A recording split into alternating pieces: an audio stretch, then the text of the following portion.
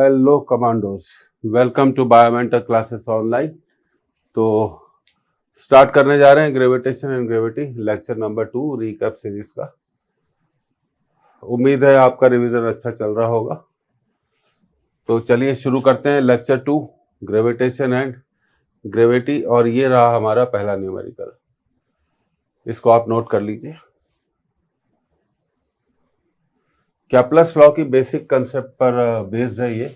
पढ़ते हैं। The earth moves around the sun in an elliptical orbit as shown in the figure. The ratio of OA upon OB, OA upon OB का जो ratio है वो दिया गया है x. Then the ratio of speed of the earth at B and at A is nearly. चार options दिए गए हैं। पहला ऑप्शन है √x, दूसरा ऑप्शन है x, तीसरा ऑप्शन है x√x, सिंपल क्वेश्चन है, चौथा ऑप्शन है x²। कैप्लर्स लॉ पर बेस्ड क्वेश्चन है। तो चलिए सॉल्व करते हैं। अब देखिए, सबसे पहले अर्थ कहां पर थी? ए पर थी। और मान लेते हैं यहां पे अर्थ की जो स्पीड है दैट इज वी ए। उसके बाद अर्थ आई बी पर, तो बी पर हमने स्पीड मान ली वी बी। और हम जानते हैं कि earth follows the law of conservation of angular momentum, so we can say that VR is constant, मतलब V is the velocity, V is the velocity and R is the distance from the sun. तो अब हम इसको लिख सकते हैं VA equal to VB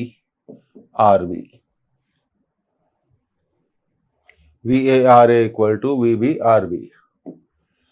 तो यहां से VA इक्वल टू मिला हमें VB हमसे पूछा गया है RA अपॉन RB को हम लिख सकते हैं VB एट VO।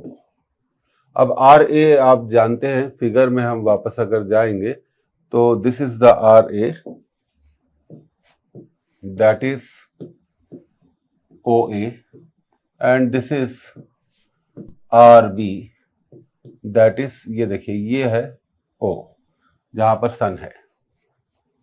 सन एक फोकस पे होता है, तो ये आप क्लियर कर लीजिए। अब यहां पर हम OA की वैल्यू, RA को हम क्या लिख सकते हैं OA और RB को हम लिख सकते हैं OB। तो ये हो गया OA और ये हो गया OB। Velocity of B at, और इसको थोड़ा सुधारते हैं, ये वेलोसिटी एट A है।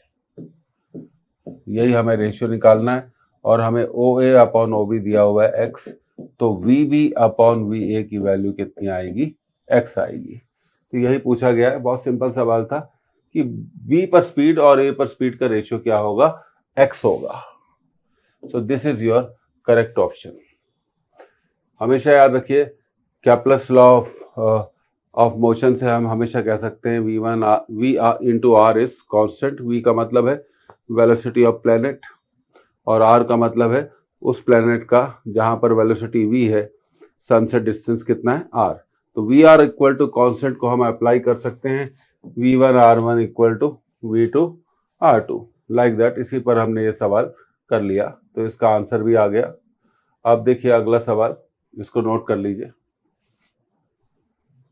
Okay, now we read it. The angular velocity of the earth with which it has to rotate so that acceleration due to gravity on 60 degree latitude, 60 degree latitude पर acceleration due to gravity क्या हो जाता है? 0 हो जाता है। यहाँ चार आंसर दिए गए हैं। पहला आंसर 2.5 इंटू 10, अर्थ की एंगुलर वेलोसिटी निकालनी है अगर 60 डिग्री लैटिट्यूड पर, 60 डिग्री के लैटिट्यूड पर अगर इफेक्टिव वैल्यू ऑफ जी क्या हो जाए? 0 हो जाए। पहला आंसर है 2.5 into 10 to the power -3 radian per second. दूसरा है 1.5 into 10 to the power -3 radian per second. तीसरा है 4.5 into 10 to the power -3 radian per second. और चौथा है 0.5 into 10 to the power -3 radian per second. तो सबसे पहले लैटिट्यूड का फॉर्मूला हमें मालूम होना चाहिए। G at lambda latitude can be written as G minus RE omega square cos square lambda. और लैम्डा आपका क्या हो गया, लैम्डा आपका क्या हो गया, लैटिट्यूड, ओमेगा क्या हो गई, एंगुलर स्पीड हो गई, आर ई अर्थ की रेडियस हो गई, और ये जी की वैल्यू। अब वो कह रहे हैं कि जी की वैल्यू क्या है, 60 डिग्री लैटिट्यूड पे हमें निकालनी है। तो हमने लैम्डा को 60 पुट कर दिया, तो R E omega square cos square 60, और ये 0 है एज पर, तो g minus R E omega square cos square 60 हो जाएगा 1/4। तो R E omega square by 4 को लेफ्ट में ट्रांसफर करना, ये आ गया जी, किसके बराबर आ गया, जी के बराबर आ गया।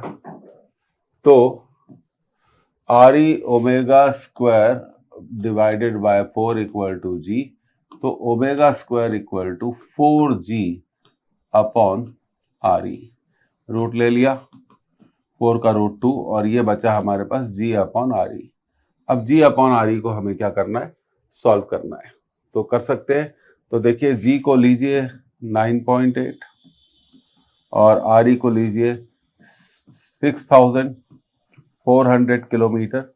दैट मीन्स हम इसको ले सकते हैं 6400 इंटू 10⁻³ मीटर। तो ये हो गया हमारा 64 इंटू 10⁵ मीटर। तो अब इसको कैलकुलेट करेंगे, omega equal to 2g upon R E, तो g की वैल्यू रख दी 9.8 और ये रख दिया 64 इंटू 10⁵। अब ये जो डेसिमल है इसको हटा देंगे, तो ये हो जाएगा 98 अपॉन 64 इंटू 10⁶। अब देखिए थोड़ा कैलकुलेशन का टेक्निक सीखिए। 98 को हम लिख देंगे 49 इंटू 2, और ये हो गया 64 इंटू 10⁶। तो देखिए रूट निकाल लीजिए, 49 का रूट 7, 64 का रूट 8 इंटू 10⁻3, और ये बच गया हमारा रूट। तो ये हो जाएगा हमारा 14√2/8 इंटू 10⁻³ अब इसको कैंसिल करा 2 से, तो ये हो गया 7√2 डिवाइडेड बाय 4 इंटू 10⁻³ रेडियन पर सेकेंड। अब 7√2 को हमें क्या करना है, 7√2 को हमें क्या करना है, कैलकुलेट करना है। तो देखिए 7√2 डिवाइडेड बाय 4, इसको लिखा 7 into 1.4 divided by 4, 7 into 14 divided by 40, 2 से कैंसिल किया 20, 7 49 डिवाइडेड बाय 20, 0 को ऊपर ले गए तो 4.9 डिवाइडेड बाय 2, 2 2 जा 2, 2 4 जा 8, 245, ये कितना आ जाएगा 2.45। तो हम इसको लिख सकते हैं 2.45 अंदाजे से 10⁻³ रेडियन पर सेकेंड।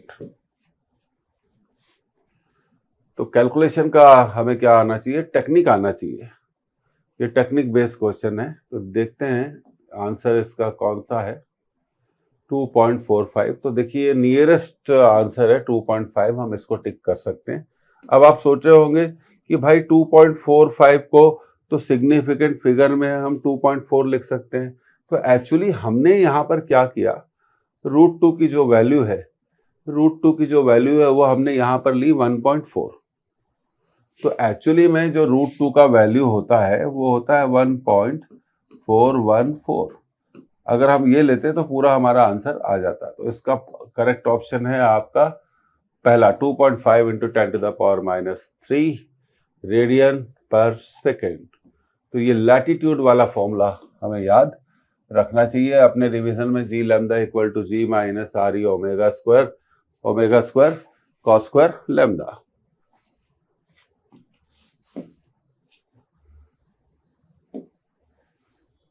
यहाँ वैल्यूज हमें हमेशा बाद में रखनी चाहिए। तो ये आपका आंसर आ गया 2.45 इंटू 10⁻³ रेडियन पर सेकेंड, और वहां हमने कैलकुलेट किया 7√2/4 को। ठीक है, तो अब देखिए ये हमारा अगला सवाल है, इसे आप नोट कर लीजिए।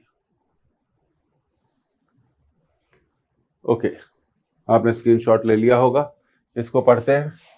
The value of acceleration due to gravity on the surface of earth is x at an altitude of h height पर from the surface of earth its value is y। If r is the radius of earth then the value of h is, हमें h का value निकालना है। तो दिया गया है कि x सरफेस पर g की वैल्यू कितनी है, x है, और h हाइट पर g की वैल्यू कितनी है, y है। तो उस h हाइट को आप बताइए, यही 4 आंसर में दिया गया है। तो देखिए अब हम फॉर्मूला जानते हैं, g h equal to g R E square upon are E plus h whole square. ये बात समझ में आई।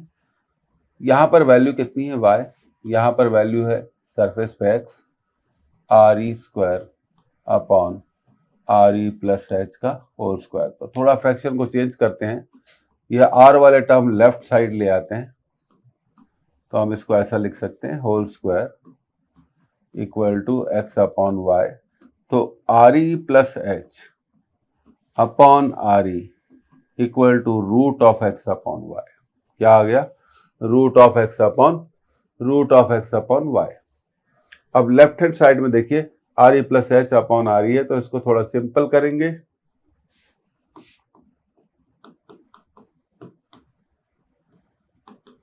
Root of x upon Y, R E का मतलब है रेडियस ऑफ अर्थ, आप आर भी ले सकते हैं। This upon this 1 plus H upon R E equal to root of x by Y.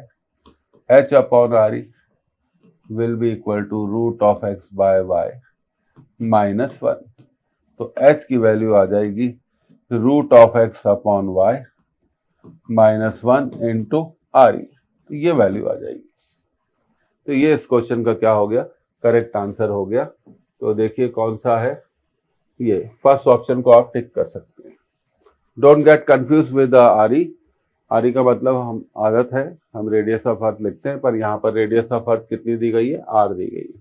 Simple question है, पेपर सिंपल आता है, आप अच्छे से जानते हैं। 5 क्वेश्चन को छोड़ दिया जाए तो पूरा पेपर सिंपल है, इसका ध्यान हमें रखना चाहिए। ये रहा हमारा अगला क्वेश्चन, इसको आप नोट कर लीजिए।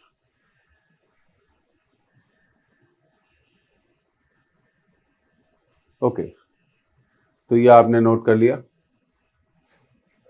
The potential energy of 3 objects of masses 1 kg, 2 kg and 3 kg placed at the 3 vertices of an equilateral triangle of side 20 centimeter is।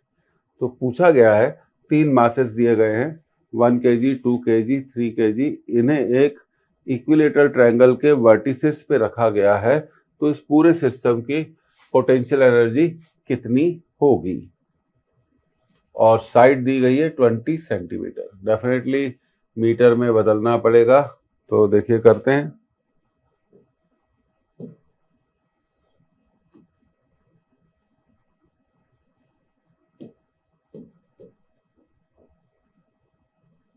अब देखिए 1 kg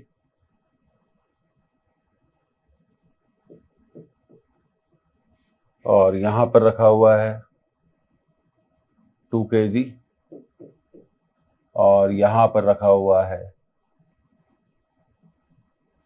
3 kg, और हम मान लेते हैं इक्विलेटरल ट्रायंगल की साइड कितनी है, r। बाद में हम क्या करेंगे, r की जगह रख देंगे 20 centimetre, that is 20 upon 100 metre, 1/5 metre. तो हमें इस कॉन्फ़िगरेशन की, इस विन्यास की पोटेंशियल एनर्जी निकालनी है। यहां पर पोटेंशियल एनर्जी से मतलब है ग्रेविटेशनल पोटेंशियल एनर्जी। तो यहाँ पे देखिए ग्रेविटेशनल पोटेंशियल एनर्जी निकालने के लिए यहाँ पर 3 ग्रेविटेशनल पोटेंशियल एनर्जी होगी, पहले और दूसरे मास की। इसको नंबर 1 मास कह देते हैं, इसको नंबर 2 मास कह देते हैं और इसको नंबर 3 कह देते हैं। तो पोटेंशियल एनर्जी होगी पहले और दूसरे की प्लस पहले और तीसरे की प्लस दूसरे और तीसरे की। तो ये कंसेप्ट पेयर बनाने पड़ेंगे। 3 मासेस के कितने पेयर बनते हैं, 3 पेयर बनते हैं। और दो मासेस की ग्रेविटेशनल पोटेंशियल एनर्जी का जो फॉर्मूला है वो तुम्हें याद होना चाहिए। वो होता है -G m1 m2/r, -G m1 m2/r। 1 kg, 2 kg, 3 kg, okay, और डिस्टेंस r। तो निकाला जाए U12 -G 1 kg × 2 kg, distance r। और इसके बाद था U13 पहले और तीसरे की एनर्जी -G, पहले का मास 1, तीसरे का मास 3/r। उसके बाद था दूसरे और तीसरे की पोटेंशियल एनर्जी -G × 2 × 3/r। ये सारे साइन नेगेटिव है, ये हो जाएगा -2G/r, ये हो जाएगा -3G/r, ये हो जाएगा -6G/r। तो ये सब एड अप हो जाएंगे, ये हो जाएगा -11G/r। और r को हम क्या लिख सकते हैं 1/5, तो ये हो जाएगा -55G। कितना सिंपल सवाल था, हमने इसे आसानी से कर लिया। r की वैल्यू 1/5 है, यहाँ 1/5 लिखा जाएगा तो ऊपर जाके 5 मल्टीप्लाई हो जाएगा। -55G is the answer for this correct option. पर यहाँ पे ऑप्शंस में देना चाहिए -25G, -35G, -45G and -55G। तो ये आपको कंसेप्चुअल क्वेश्चन है, एक रिवीजन भी हमें लेना है रिकैप सीरीज के साथ, तो इसको आप इस तरह से कर सकते हैं। अब देखिए, ये रहा आपका अगला सवाल, इंपॉर्टेंट है, इसे नोट कर लीजिए।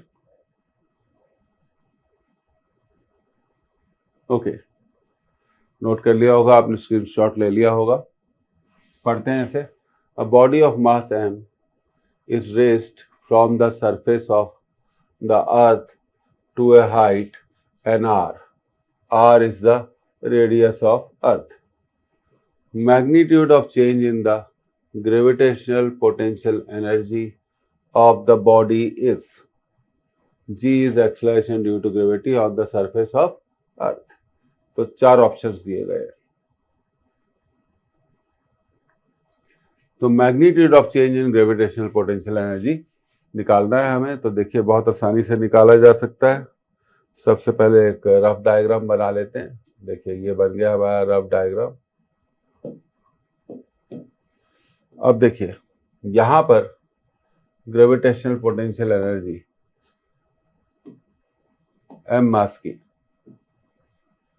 मास कितना है m है, यहाँ पर ग्रेविटेशनल पोटेंशियल एनर्जी होगी -G, अर्थ का मास m, अर्थ की radius r upon distance from the centre. अब हम उसे एक हाइट पर ले गए, इस m मास को हम एक हाइट पर ले गए और यह हाइट दी गई है nr। यह हाइट कितनी दी गई है nr। तो इस केस में क्या होगा, अभी इसका अर्थ के सेंटर से जो डिस्टेंस है वो कितना हो गया, nr प्लस r हो गया। तो यहाँ पर ग्रेविटेशनल पोटेंशियल एनर्जी होगी -Gm upon r plus nr। ये आपका पहला इक्वेशन हो गया, ये आपका दूसरा इक्वेशन हो गया। आपको पूछा गया है change in gravitational potential energy. तो change in gravitational potential energy को हम निकाल सकते हैं। U2 से हमें U1 को माइनस करना पड़ेगा। तो delta U will be the change, U2 minus U1, U2 minus Gm upon R और R plus NR, R plus NR, और U1 होगा -Gm अपॉन R। अब कॉमन लिया जाए, तो कॉमन लिया हमने Gm कॉमन ले लिया, तो यहाँ बचेगा 1/r और यहाँ बचेगा R plus NR।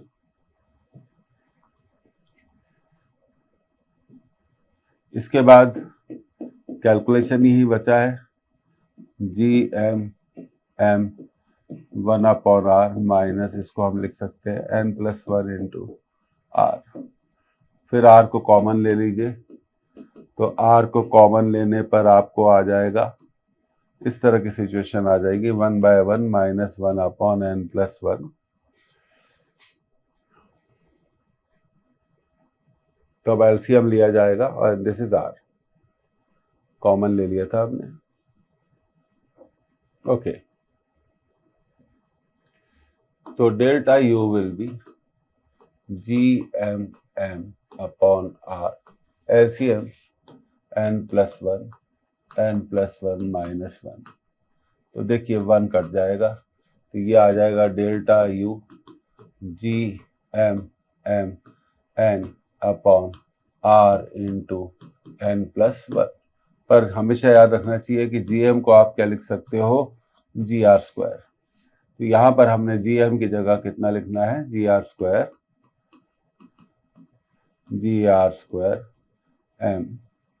m/n/r into n+1। तो अब ये देखिए आ जाएगा delta u equal to, r cancel हो जाएगा, mgRn/n+1।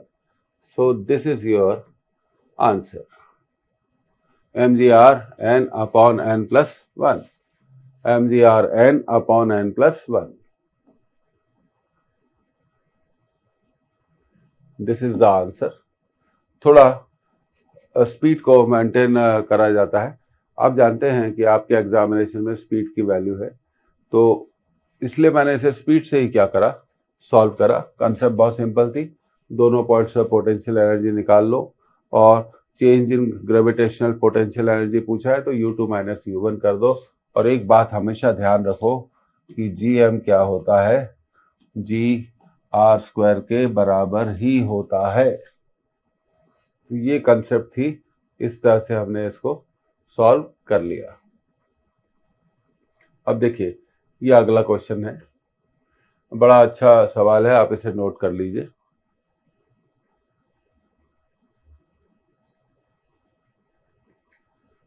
Okay, a satellite revolves in a circular orbit with speed ve/√3.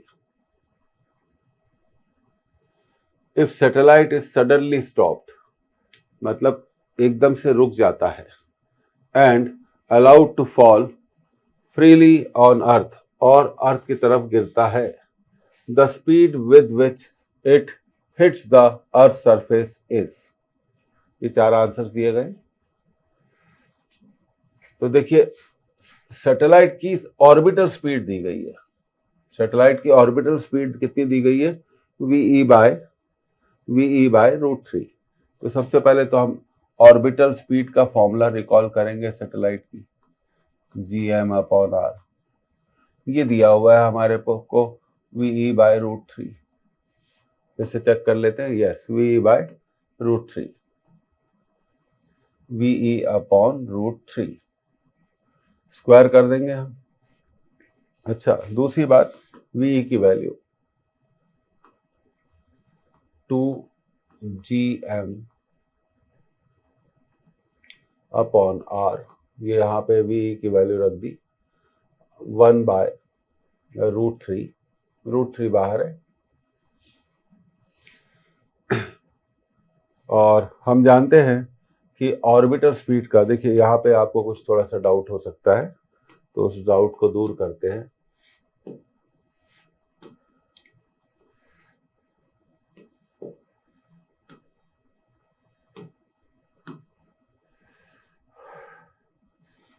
देखिए यहाँ पर मैं इस r स्मॉल r को लिखना चाहता हूँ r। तो हाँ, इसका वेलोसिटी का फॉर्मूला देखो याद होना चाहिए 2Gm/r।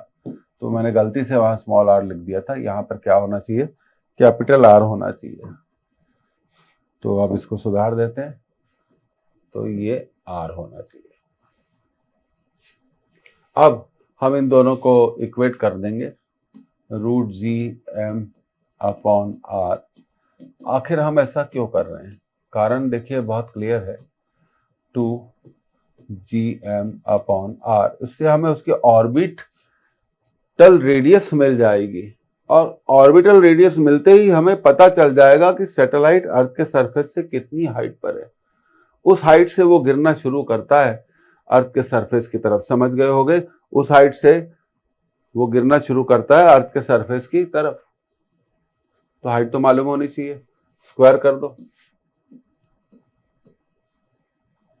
GM/r, ये 1/3 हो जाएगा 2GM/r। GM से GM cancel, 2r equal to 3r। तो अब उसकी ऑर्बिटल रेडियस मिल गई 3r/2। ऑर्बिटल रेडियस कितनी मिल गई? 3r/2। अब देखिए यहां पर देखिए आप, ऑर्बिटल रेडियस कितनी मिल गई? 3r/2, और ऑर्बिटल रेडियस होती है r+h। तो अब देखिए हाइट मिल गई हमारे को 3r/2। तो हाइट होगी सैटेलाइट की r/2 हाइट। वो अर्थ के सरफेस से किस हाइट पर है? r/2 हाइट पर है। ये हमें पता चल गया। ये re+h को हम निकाल सकते हैं 3r/2। अब यहां पर सिचुएशन को हम डिस्कस करते हैं। हमें कहा गया क्वेश्चन में कि एकदम से वो रुक जाता है। अगर एकदम से वो रुक जाता है, तो जब वो रुक जाएगा तो उसकी काइनेटिक एनर्जी 0 हो जाएगी। उस वक्त उसके पास एक ही एनर्जी होगी, ग्रेविटेशनल पोटेंशियल एनर्जी। तो चलिए, अब ये हाइट तो हमने निकाल ली। अब ये अर्थ है और ये सैटेलाइट था। एकदम से यहां पर वो रुक गया तो उसकी स्पीड क्या हो गई? 0 हो गई। तो यहां पर हमें मालूम है वो कितनी हाइट पर है? r/2 हाइट पर है, और अर्थ के सेंटर से उसका डिस्टेंस कितना हो जाएगा? 3r/2। तो यहां पर उसके पास बचेगी सिर्फ एक और एक एनर्जी, जिसे कहेंगे ग्रेविटेशनल पोटेंशियल एनर्जी -gmm/re+h। अर्थ के सेंटर से डिस्टेंस 3r/2। तो यहां से वो गिरना शुरू होगा, और कभी ना कभी तो वो अर्थ से टकराएगा ही। और मान लो वो अर्थ पर किस वेलोसिटी से टकराता है भी, तो जब अर्थ पर तो यहां पर अर्थ पर उसके पास कितनी एनर्जी होगी? एक तो होगी 12mv² काइनेटिक एनर्जी, और दूसरी होगी ग्रेविटेशनल पोटेंशियल एनर्जी। बात को समझिए बस। तो यहां पर कंजर्वेशन ऑफ एनर्जी लगाने पर यहां पर काइनेटिक एनर्जी क्या हो गई है? 0 हो गई है। सिर्फ बची है ग्रेविटेशनल पोटेंशियल एनर्जी। तो यहां पर टोटल एनर्जी कितनी है? -gmm/3r/2। और यहां पर एनर्जी कितनी है?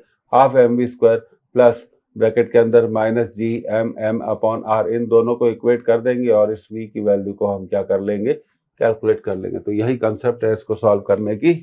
तो देखिए 12mv²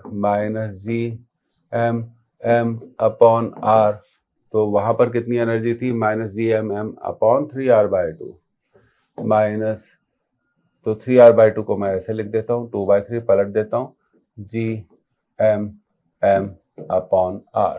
अब ये जो टर्म है ये राइट में जाएगा, 12mv² इक्वल टू gmm/r -2/3, थोड़ा स्पीड में कर रहा हूँ, gmm/r, थोड़ा स्पीड जरूरी है, 12mv² equal to 1/3 gmm/r। m से m कैंसिल हो जाएगा, तो v²/2 इक्वल टू, अब देखो gm को यहां मैंने लिखा gr², नीचे r कैंसिल हो जाएगा। तो यहां पर सिचुएशन कुछ ऐसी आएगी, v² इक्वल टू 2 उधर चला जाएगा, 2/3 gr। तो v इक्वल टू √2gr/3। इस वेलोसिटी से वो अर्थ से टकराएगा, इस वेलोसिटी से वो अर्थ से टकराएगा। Concept of conservation of energy practice करनी पड़ेगी। कुछ लोग बोलते हैं टफ क्वेश्चन है, टफ तो है, तो ये जो आंसर है थोड़ा आपको इसको सुधारना पड़ेगा, इसको करेक्टली लिखना पड़ेगा रूट ऑफ 2gr/3। तो एक बार आपको फिर से बता देते हैं, आपको सैटेलाइट की ऑर्बिटल स्पीड दी गई थी VO = v/√3, हमने उसको इक्वेट कर दिया और इससे हमें पता चल गया कि हमारा सैटेलाइट की रेडियस ऑफ ऑर्बिट कितनी है 3r/2 और हाइट भी हम पता लगा सकते हैं। उसके बाद जो हमने किया, जब एकदम से उसकी काइनेटिक एनर्जी इस पॉइंट पर क्या हो जाएगी, 0 हो जाएगी, तो उसके पास बचेगी सिर्फ ग्रेविटेशनल पोटेंशियल एनर्जी और फिर वो गिरना शुरू हो जाएगा और कभी ना कभी वो जब अर्थ से टकराएगा उस समय मान लिया उसकी वेलोसिटी कितनी है, half mv²। At the time when the satellite strikes the earth, तब उसके पास एनर्जी होगी half mv² plus minus gmm/r। दोनों को इक्वेट कर दिया। कैलकुलेशन तो सीखना ही पड़ेगा। तो ये इसका आंसर आ गया। तो देखिए ये रहा आपका अगला सवाल, इसको नोट कर लीजिए, इसको पढ़ लेते हैं। Two satellites are revolving round the earth at different heights. The ratio of their orbital speed is 2:1. If one of them is at a height of 100 km, the height of the other satellite is in kilometer 19,600 km. Second option 24,600 km. Third 29,600 km. Fourth 14,600 kilometre. यहाँ अर्थ की radius दी नहीं गई है, लेकिन हम जानते हैं that is 6,400 kilometre. Generally exam में ये डेटा दिया जाता है। अब बात हो रही है ऑर्बिटर स्पीड की। तो देखिए ऑर्बिटर स्पीड का जो हमारा फॉर्मूला है वो कुछ इस तरह से है, gm/r+h। तो यहाँ हम एक बात तो कह सकते हैं कि orbiter speed is inversely proportional to the square root of r+h। Height ज्यादा होगी तो ऑर्बिटल स्पीड कम होगी, हाइट कम होगी तो ऑर्बिटल स्पीड ज्यादा होगी। तो ये दिया हुआ है, एक सैटेलाइट के ऑर्बिटल स्पीड का रेशियो दिया हुआ है 2:1। तो चलिए अगली स्लाइड में चल के इसको सॉल्व करते हैं। VO1/VO2, क्योंकि ये इनवर्स रेशियो है, r+h नीचे है तो r+h2 आएगा और यहाँ आएगा r+h1। रेशियो 2:1। r को हम बाद में रख देंगे। फर्स्ट हाइट हमारी दी गई है 100 किलोमीटर। स्क्वायर कर दीजिए तो 2 का स्क्वायर हो जाएगा आपका 4 और ये रूट हट जाएगा r+h2/r+100। क्रॉस मल्टीप्लिकेशन करेंगे अगली स्लाइड में, तो 4r+400 = r+h2। ये r ट्रांसफर हो जाएगा तो ये हो जाएगा 3r+400 = h2। r अर्थ की रेडियस 6,400 प्लस 400 h2 मल्टीप्लाई करिए 0 0 12 1 19,200 plus 400 equal to h2. So the h2 will be equal to 19,600 kilometre. तो इसका आंसर होना चाहिए 19,600 किलोमीटर। तो let us see which answer is given as 19,600 kilometre. ये नोट कर लिया होगा आपने, ये मिल गया आपको फर्स्ट आंसर। कंसेप्चुअल क्वेश्चन है और बिल्कुल बेसिक क्वेश्चन है, उम्मीद है समझ में आपको आ गया होगा।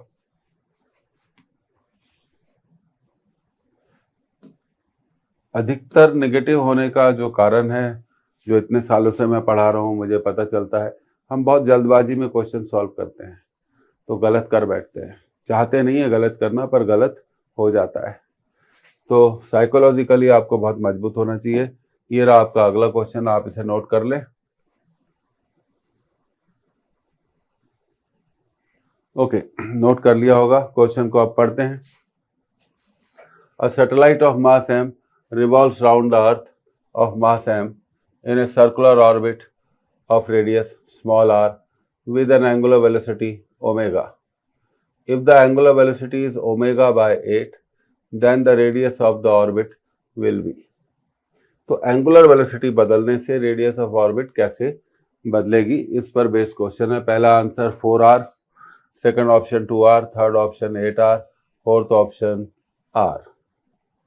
तो देखिए, हम जानते हैं कि टाइम पीरियड का square is proportional two cube of orbital radius. अब आप जानते हैं कि ओमेगा को क्या लिख सकते हैं हम, 2 पाई बाय टी। तो यहां से हम t को लिख सकते हैं 2 पाई बाय ओमेगा। तो यहां से पता चलता है that t is inversely proportional to omega. तो यही अप्रोच आपको यहां लगानी है।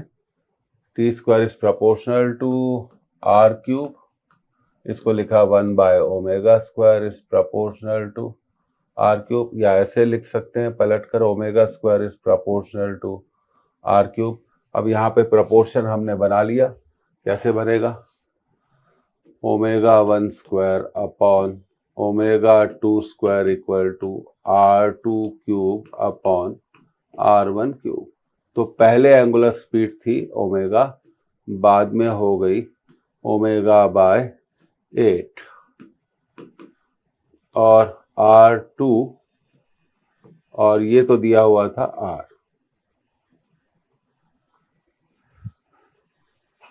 अब इसको सॉल्व करते हैं। तो देखिए 8 का स्क्वायर कितना आएगा, 8 का स्क्वायर आएगा 64, ऊपर चला जाएगा। तो ये हो गया 64 omega square upon omega square. पीछे एक बार और चेक कर लेते हैं, r2 cube upon r cube, r2 cube upon r cube, ये कैंसिल। तो r2 क्यूब की वैल्यू हो गई 64 r क्यूब। तो r2 होगा 4r। कितना होगा, 4r होगा। r2 की वैल्यू किसके बराबर आ जाएगी, 4r के बराबर आ जाएगी। तो देखते हैं कौन सा आंसर है। Yes, first option is the correct option. Another basic question and basic approach have been used over here. चलिए बढ़ते हैं अगले सवाल की तरफ। ये आपको समझ में आ गया होगा। अब देखिए, ये रहा अगला सवाल। ये इंपॉर्टेंट है और थोड़ा टिपिकल भी है, इसे नोट कर लीजिए।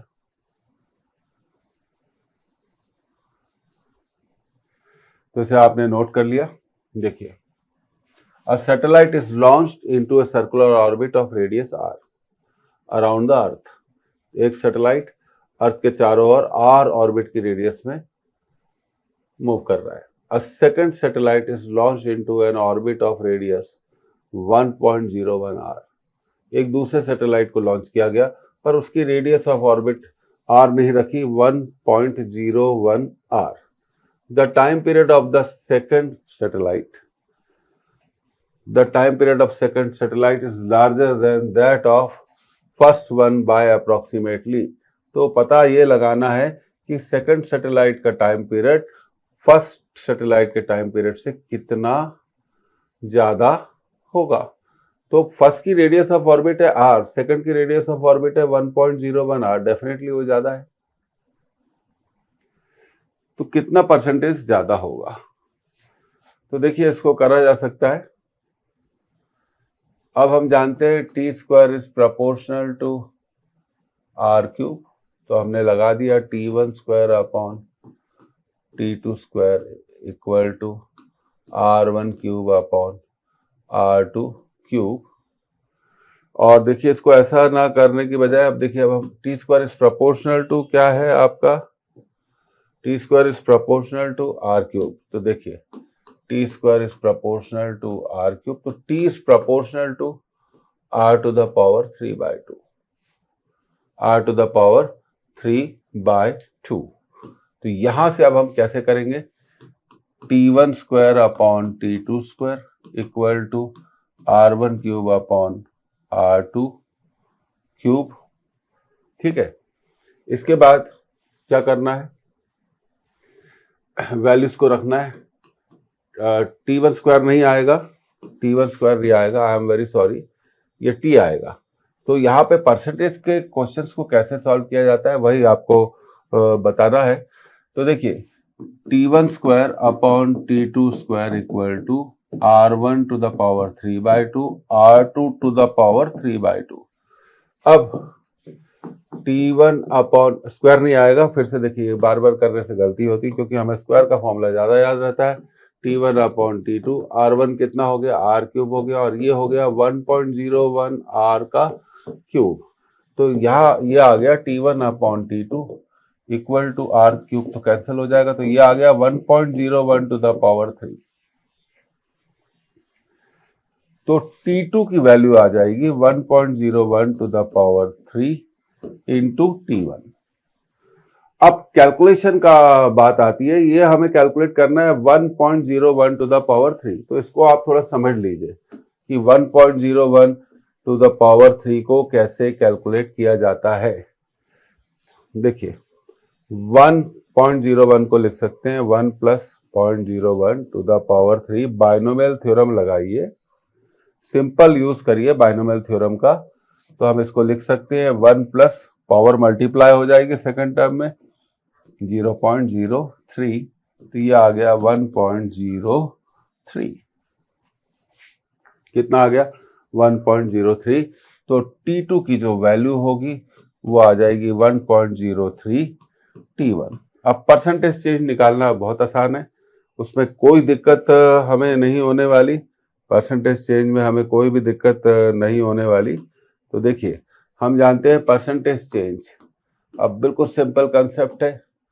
Percentage change in T equal to T2 minus T1 upon T1 into 100। तो T2 है 1.03 T1, अभी हमने निकाला था T2 क्या है 1.03 T1, उसी को हमने यहाँ रख दिया अपॉन T1 इंटू 100। तो 1.03 minus 1 T1 upon T1 cancel into 100, तो ये हो गया 0.03 into 100। The answer is 3%। The answer is 3%। तो T1 यहां से हमने क्या ले लिया था, कॉमन ले लिया था, तो अंदर बचेगा 1.03 minus 1। The answer is 3%। This is a very good question and very very important question. तो इसका करेक्ट आंसर है आपका चौथा 3%। बाइनोमियल थ्योरम की मैथमेटिक्स यूज हुई और कैप्लर्स लॉ यूज हुआ, तब जाके हम इस सवाल को कर पाए। ये बहुत बढ़िया सवाल था, तो इसको आप थोड़ा ध्यान रखिए कि कैसे इन पावर्स को कैलकुलेट किया जाता है। फिर कुछ लोगों को यहाँ दिक्कत हो सकती है कैलकुलेशन में। Equal to T2 minus T1 upon T1 into 100, T2 की वैल्यू रख दी, T1 बाहर निकाल लिया तो नीचे वाले T1 से कट जाएगा, 1.03 से 1 माइनस हुआ तो ये आ जाएगा 0.03, और बाहर मल्टीप्लाई किसका हो रहा है 100 का हो रहा है, तो करेंगे तो आंसर कितना आ जाएगा 3%। तो ये सवाल बहुत बढ़िया था, उम्मीद है आपको समझ में आया होगा। अब देखिए ये रहा आपका अगला सवाल, आप इसे नोट कर लीजिए।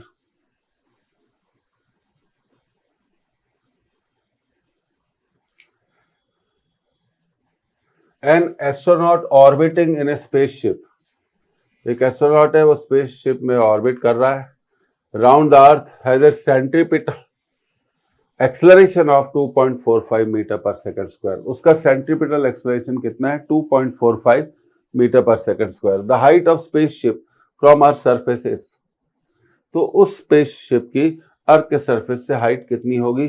पहला आंसर 3r, दूसरा आंसर 2r, तीसरा आंसर r और चौथा आंसर r/2।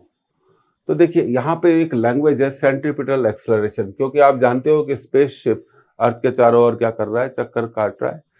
तो सैटेलाइट, अब मान लीजिए सैटेलाइट के अंदर है, आपके स्पेसशिप के अंदर है एस्ट्रोनॉट, उसका एक्सेलरेशन है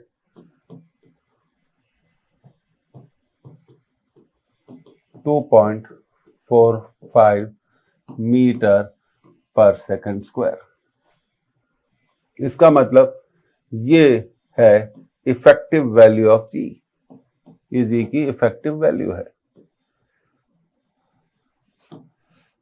क्योंकि ये जो एक्सेलरेशन है ये जब एस्ट्रोनॉट पे एक्ट करेगा तब उस समय एस्ट्रोनॉट एक सर्किल में घूम रहा है। ये देखिए, it is like that v²/r। तो ये इफेक्टिव वैल्यू ऑफ g है। और मान लिया कि स्पेसशिप की हाइट है, height of spaceship above the surface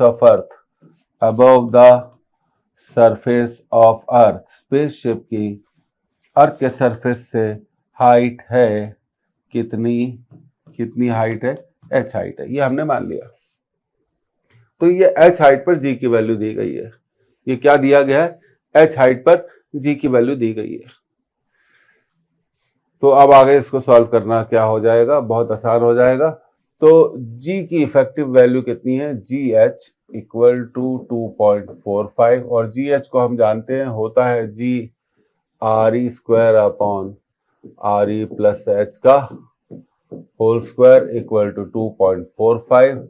अब देखिए RE² प्लस h का square equal to 2.45 divided by 9.8। आप सोच रहे होंगे 9.8 कहां से आया, ये जी की वैल्यू है। ये आप कैंसिल करिए, ये 4 बार कट जाएगा। कितनी बार कट जाएगा, 4 बार कट जाएगा। तो RE² RE प्लस h का स्क्वायर कितना हो गया, 1/4। तो RE प्लस h कितना हो गया, 1/2 हो गया। अब इसको अगली स्लाइड में जाकर हम लोग सॉल्व कर लेंगे। तो RE plus h equal to 1/2। तो क्रॉस मल्टीप्लाई कर देंगे यहां से, तो ये हो जाएगा RE plus h equal to 2RE। RE plus h equal to 2RE। तो हाइट कितनी होगी, RE के बराबर होगी। उस स्पेसशिप की हाइट कितनी होगी, RE के बराबर होगी। तो इसका जो करेक्ट ऑप्शन है वो कौन सा है, थर्ड ऑप्शन है। Third option is the correct option. तो इफेक्टिव वैल्यू ऑफ जी पर आधारित बेस्ड क्वेश्चन था, समझ में आपको आ गया होगा। एक बार आप और नोट कर सकते हैं।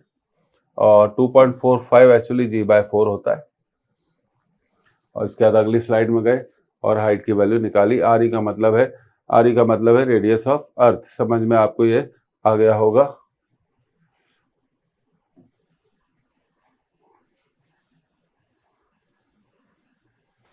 ओके, तो अब अगला क्वेश्चन देखिए, सैटेलाइट पर बेस्ड क्वेश्चन है। सैटेलाइट की काइनेटिक एनर्जी पर बेस्ड क्वेश्चन है। पहले हम पढ़ते हैं। 2 satellites of masses 400 kg and 500 kg are revolving around Earth in different circular orbits of radii r1 and r2 such that their kinetic energies are equal. The ratio of r1 to r2 is first option 4:5, second option 16:25, third option 5:4, fourth option 25:16। तो आप इसको note कर लीजिए।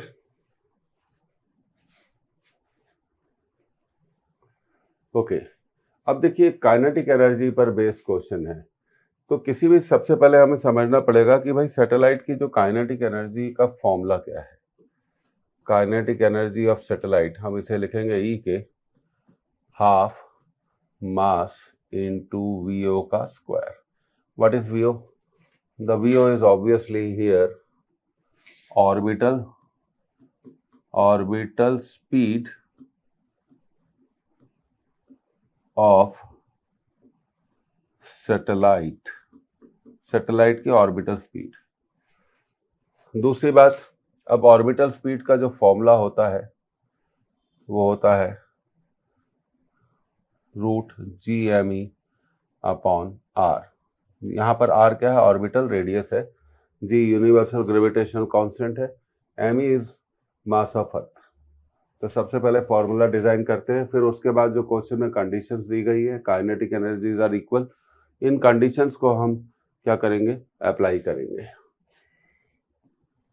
तो kinetic energy हो गई satellite की half mv², तो दैट विल बी Gme/r। तो काइनेटिक एनर्जी को हम लिख सकते हैं हाफ Gme/m/r। तो ये फॉर्मूला हो गया हमारा काइनेटिक एनर्जी का। अब क्वेश्चन में पर जाते हैं। तो क्वेश्चन कहता है कि एक सैटेलाइट का मास 400 kg और दूसरे का मास कितना है, 500 kg है, और पहले की रेडियस ऑफ ऑर्बिट है r1 और दूसरे की रेडियस ऑफ ऑर्बिट है r2। तो EK1 पहले सैटेलाइट के लिए हम इसे लिख रहे हैं EK1 हाफ Gme, मास है 400 और रेडियस ऑफ ऑर्बिट है r1। इसी तरह काइनेटिक एनर्जी हम दूसरे सैटेलाइट के लिए भी लिख लेंगे EK equal to half Gme, mass है 500 kg and that is r2, that is EK2। अब क्वेश्चन में कहा गया है कि EK1 और EK2 इक्वल है।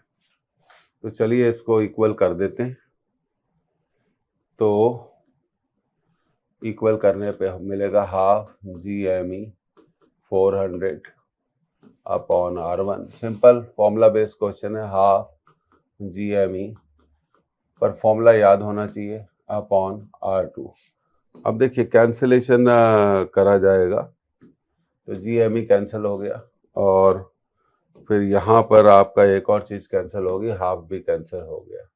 तो 400 bye r1 equal to 500 bye r2। तो 400 divided by 500 r1 upon r2, दोनों जीरो को आप कैंसिल कर दीजिए। तो r1 बाय r2 की जो वैल्यू होगी वो होगी 4:5। तो r1 अपॉन r2 की वैल्यू होगी 4:5। तो कोई दिक्कत तो इसमें होनी नहीं चाहिए। तो देखते हैं कौन सा आंसर है, 4:5। तो फर्स्ट ऑप्शन इज करेक्ट। लेकिन इम्पॉर्टेंट ये है कि आपको फॉर्मूले याद होने चाहिए, तभी हम इस तरह के सवालों को कर सकते हैं, नहीं तो दिक्कत हो जाएगी। अब ये सवाल हो गया, EK1 को EK2 को इक्वेट कर दिया था। अब देखिए अगले सवाल की तरफ जाते हैं। ये रहा आपका अगला सवाल, इसको आप नोट कर लीजिए।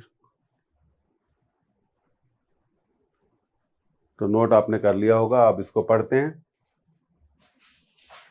Late A be the area swept by the line joining the earth and the sun during February 2007.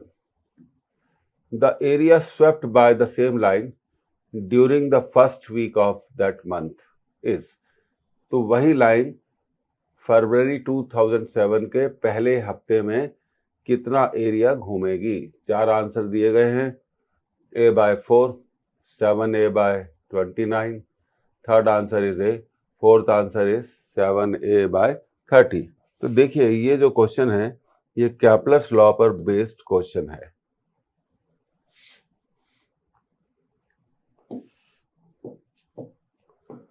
अब देखिए कोई भी प्लेनेट, देखिए सन, ये एलिप्टिकल ऑर्बिट हो गई, सन उसके फोकस पे हो गया, ये आपका प्लेनेट हो गया, कोई सा भी प्लेनेट हो सकता है।